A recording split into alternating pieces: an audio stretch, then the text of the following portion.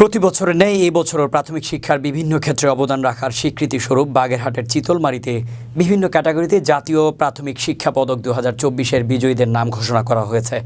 চিতলমারী উপজেলা নির্বাহী অফিসার নয়ন কুমার রাজবংশীর নেতৃত্বে বাছাই কমিটি কর্তৃক বিভিন্ন ক্যাটাগরিতে চূড়ান্তভাবে নির্বাচিতগণের নাম ঘোষণা করা হয়।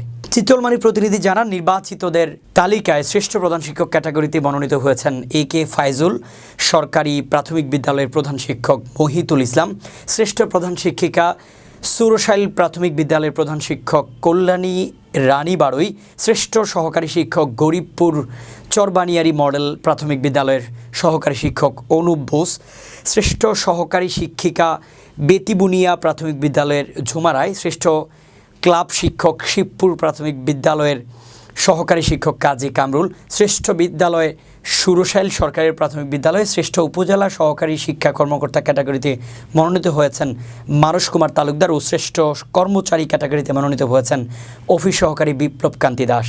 এই ব্যাপারে চিতলমারী উপজেলা শিক্ষা কর্মকর্তা মোহাম্মদ কামাল হোসেন জানান, চিতলমারী উপজেলা প্রাথমিক শিক্ষার বিভিন্ন স্তরে ইতিবাচক অবদানের স্বীকৃতি হিসেবে পদকপ্রাপ্তদের মনোনীত করা হয়েছে। এ ধরনের প্রতিযোগিতায় আগামীতে সকলকে আরও বেশি ভালো কাজে আগ্রহী করে তুলবে।